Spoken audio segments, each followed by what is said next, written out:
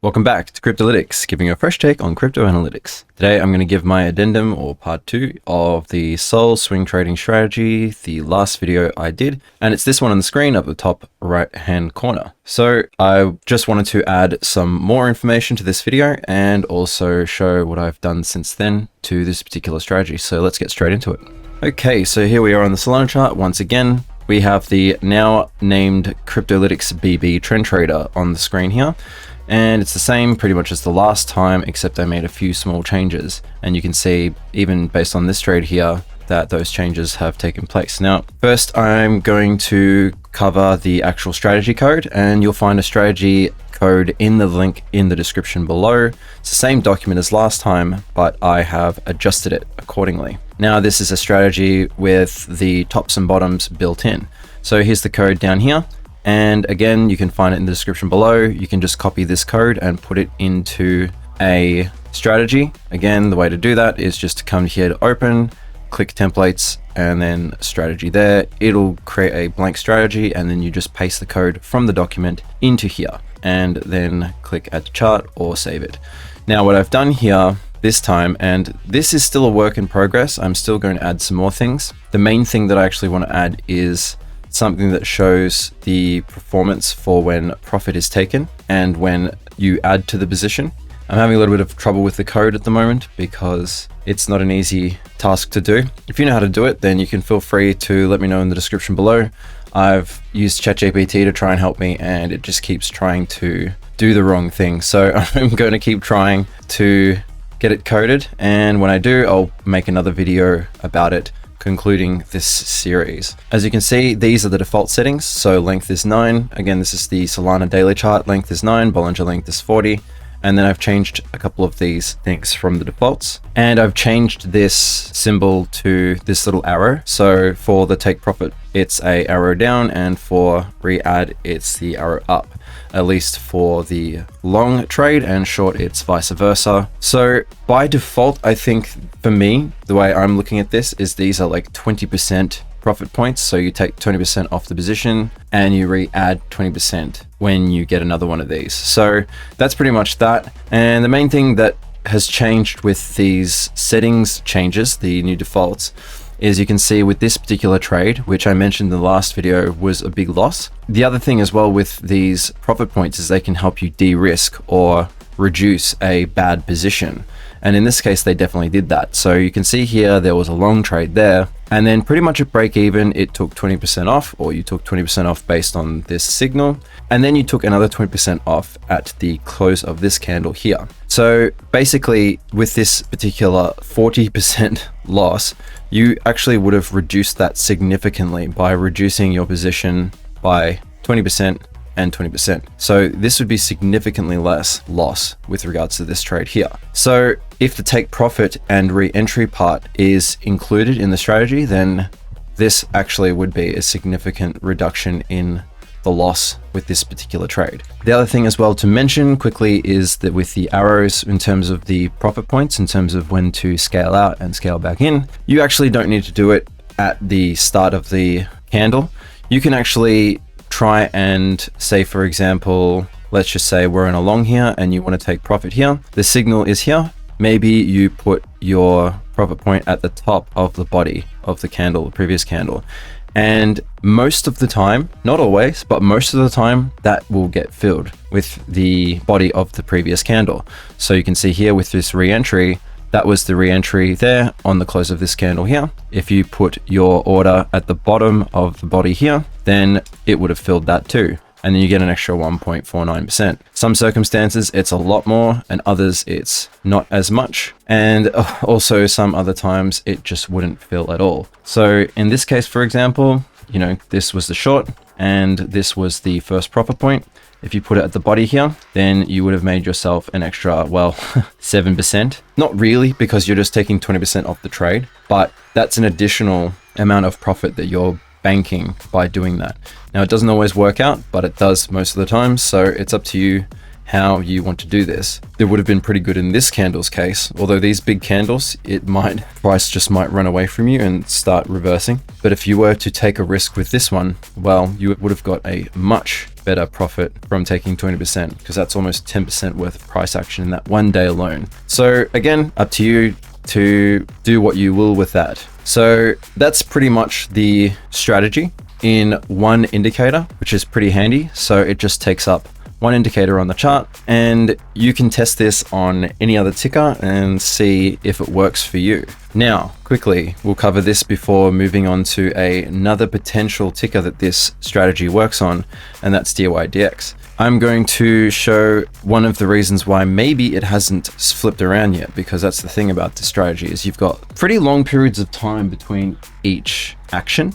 So even just buying until the next flip was almost 2 months. So that's 50 days, and can be several days between actions. So, you know, in this case, there was that profit point and there hasn't been any action since, or even prior. So there was this re-entry here, and then this profit point, that's 15 days. So it can take quite a while for some signal or something to come up. You might be wondering, hey, why isn't this flipped long yet? Because you've missed out on a lot of this move. Well, if we have a look at the analysis in terms of levels with Solana, we can see, and yes, the chart just got really busy, I know, but we can see that ever since, I guess, FTX collapsed and all these other things that come up fundamentally for Solana often faces much greater selling pressure than other alts. So when other altcoins run, they don't get aggressively sold or shorted into pumps as much as Solana. There's probably a few others as well, but Solana really cops it when it comes to sell pressure. When you watch it on lower time frames, you can see it's just constantly getting shorted or sold off into any pump. So it's very hard for Solana to run, which is why I keep pointing out a lot of these key levels. So you can see here, we've got Fibonacci's on the log scale, and we've got underside resistances, and these zones here are points of like order blocks or supports and resistances, but also seem to all have confluence with these Fibonacci as well. So you can see the 618, it bounced off there. It also was support down here.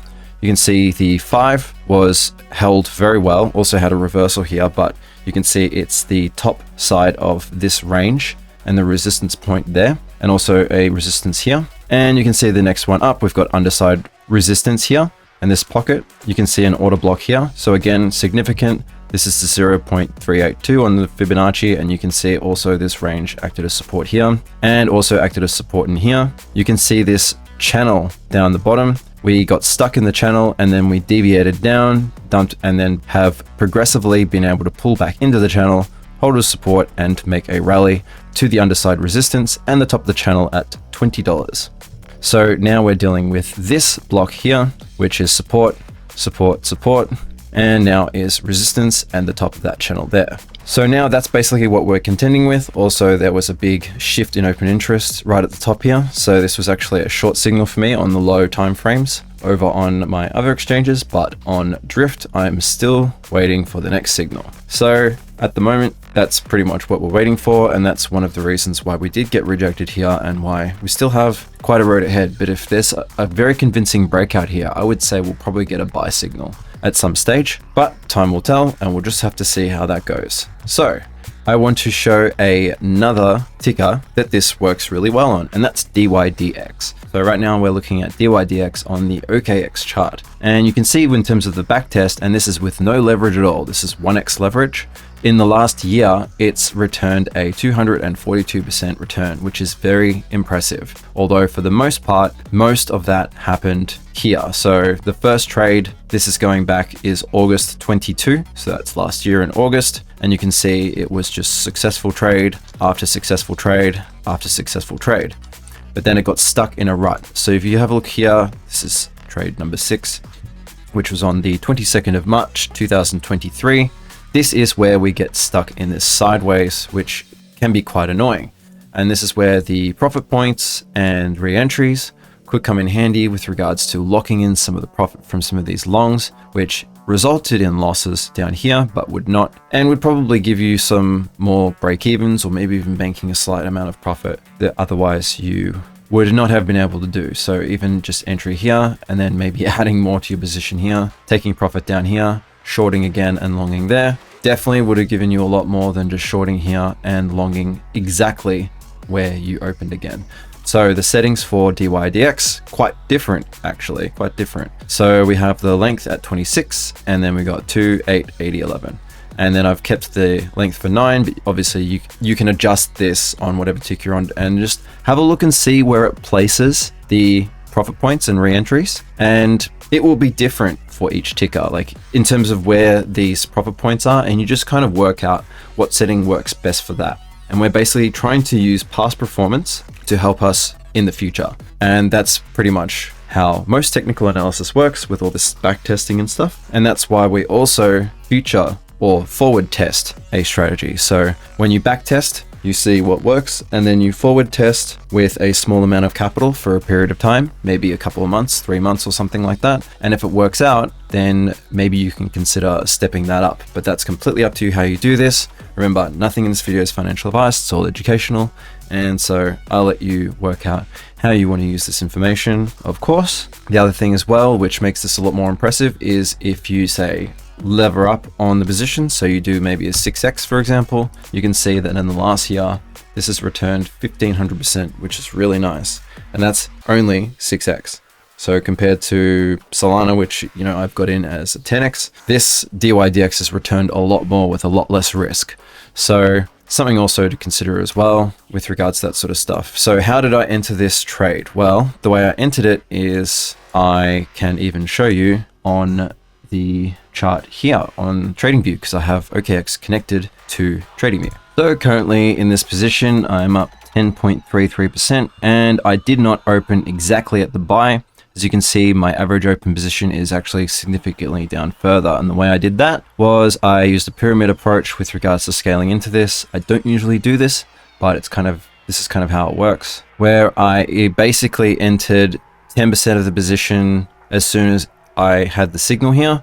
So you can see the first one was right there. So that was exactly where the signal was, as you can tell here. And then about 40% of the position I entered further down the candle. So you can see the next one was just down here, essentially. And that was the tip of this wick here. And the next one, which was the bulk of the size, as you can see, this is the size here, biggest amount of size down the bottom. So that was the rest of the 50%. I got down at the bottom here, which was the body of this candle here. So normally I would just, you know, open up the entire trade a lot of the time, or maybe scale in a different way where it's just an equal amount scaled down, but I decided to give this a try, and it actually worked. And I wasn't too greedy or ambitious with where I placed my orders. They were in sort of places that likely would be filled. But this is not always going to work in your favor. If you put all your sell orders, scaled them up this candle here, then yes, most of those would have been filled. But in this case, for this long, if you did 10% of the position here and then had the rest of it or the bulk of it down here, well, you would have missed out on this entire move, essentially. And yeah, you could have taken some profit here, but it would have been completely pointless. So it doesn't always work, to be honest, but in this case, I figured I would give it a try. This is how experienced investors like to enter. So they'll have certain levels, and as the level gets deeper, the position size gets larger. And that way it gives your average open or your average cost basis. The bias of the average open is weighted heavily towards the lower part of the entire positions. I mean, that's pretty obvious because, you know, if you're entering a small amount here, and then middle amount here, and then the biggest down the bottom, well, the average open would be somewhere around here, for example, because you got a little bit here and then the rest there. And so you wouldn't be down the bottom essentially, but anyway, you get the idea. And that's kind of another way to look at investing, is that the lower down we go, the bigger your investment position size is. So it brings your cost basis down significantly.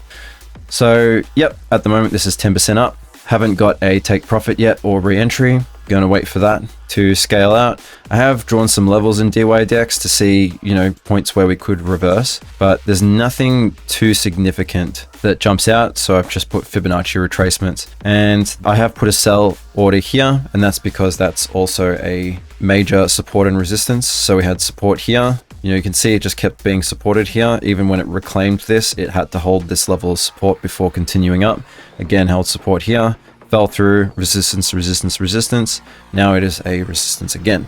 So I've got another small sell limit here. I could just wait for the profit point to come up, but I'll probably scale out using levels like this as well, just in case nothing happens and it just ends up turning around and flipping back down. But again, It's up to you how you want to go about doing this.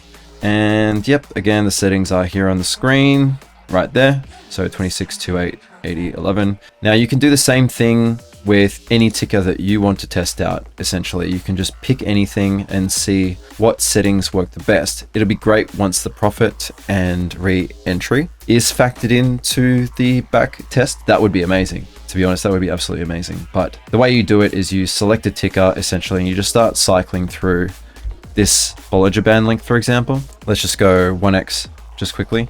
And you just cycle through the settings and see if this percentage improves or gets worse, essentially. And as you start to get closer to something that works, you'll start to see better results in terms of the percentage here. And the other thing as well is you can play around with this Bollinger source. In some circumstances, you actually get better from high-low divided by 2, high-low close divided by 3, open high-low close divided by 4, sometimes can give better results. So you can just check that out and see if maybe the normal close function isn't working. Maybe the others will return better results. So again, it's another thing that you can have a play around with. This can take quite a while if you wanted to go through each ticker that you can possibly imagine and try and find the right settings for them, but it could be rewarding if you find something. And if you do, hey, maybe you can share it with us in the comments below. But that's pretty much that. And I think that covers everything with regards to the next part in this trading strategies evolution. And when, or if I should say, I figure out how to implement the take profit and re-add into the strategy so it actually backtests with that, then I'll be making that part 3 that seals the deal. But if I can't figure it out, then there will be no part 3 and this will be the end of this series. So let's see if I can work it out. So thanks again for stopping by and checking out this video. And if you liked it, then please give the video a like and subscribe if you want more content like this, and hit that bell notification. And so that way you'll know if the part 3 comes out, where we can hopefully wrap up and work out if it's better to take profit and re-enter. You could probably work it out yourself, but what I wanted to do is take 20% of the position off the table and then re-add 20%. So it'll keep taking 20% off, like 20% chunks off the trade until the flip essentially, or re-adding until the next flip. So hope you liked the video. Keep safe out there. This is Kryptolytix signing out. Have a good one.